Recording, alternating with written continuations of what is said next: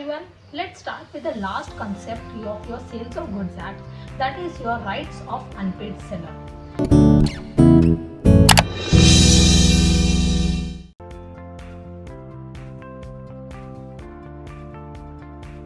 Unpaid seller means the seller who is yet not being paid by the buyer. जिसको अभी तक पैसे नहीं मिले, जिसको अभी तक कोई अमाउंट ऑफ मनी नहीं मिला है from the buyer. Now, as of the Contract Act is there, as of the Consumer Protection Act is there, but who is going to protect the seller? And that is why the concept has been introduced in your Sales of Goods Act. Now, as of against the buyer, the seller is having two rights: against the buyer, against the goods also. Against the buyer, I can recover that particular amount of money in three ways: by filing a case for the price, by filing the case for your damages, by filing the case for the interest amount. Now that means to say suit for the price, suit for your damages, and suit for interest amount. So as a seller, I can recover that amount from the buyer in these three ways. In either of these three ways, I can recover that particular amount of money and I can get the claim. Now in case of your price, whatever be the price of that particular goods, I can recover directly by filing to the court or filing in front of the authorities, and they can allow me for the payment of those particular expenditure or the price of the goods which I have been incurred by myself, and because of which the buyer is getting the enjoyment.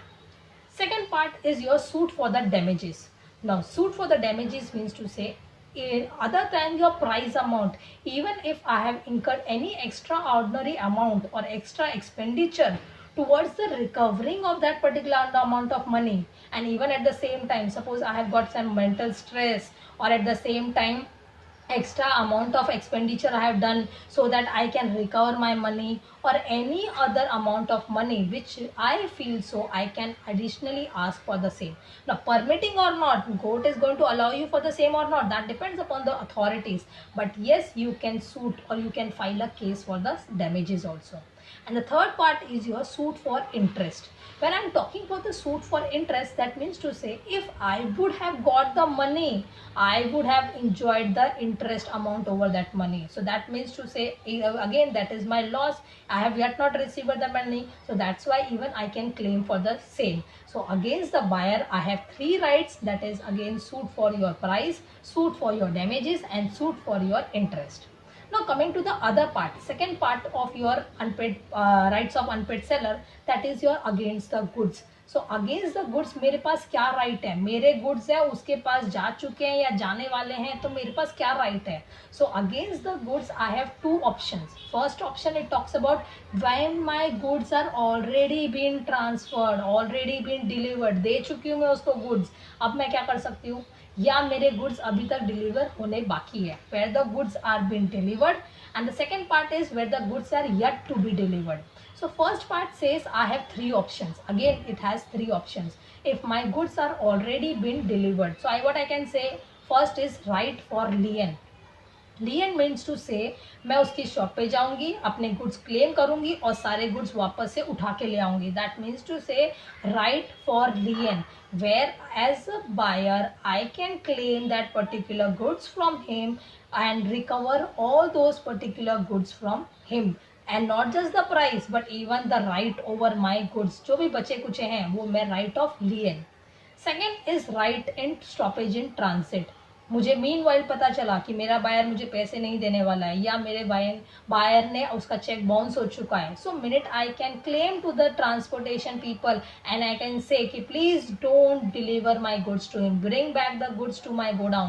That is means to say stoppage in transit, stop कर देना transportation के बीच में. Because obvious ही बात है, मैंने आपसे promise किया था I will deliver the goods, but you are not going to fulfil the criteria of paying me the amount of money, and that is where I can recover that particular amount only if I am doing the stoppage in transit. Third part, right of resale. ये resale कब होगा? मैंने आपको आपके godown में से goods में लेकर आ गई हूँ वापस, मैंने बोला लिसन, आपके गुड्स आप ही के पास रहेंगे, जो भी है मैं फ्यूचर में कॉन्ट्रैक्ट पूरा कंप्लीट करूंगी, but only if you are paying me for the same. That means to say you pay me the amount of money. Okay, कब तक पे करना है? 4-5 साल? No.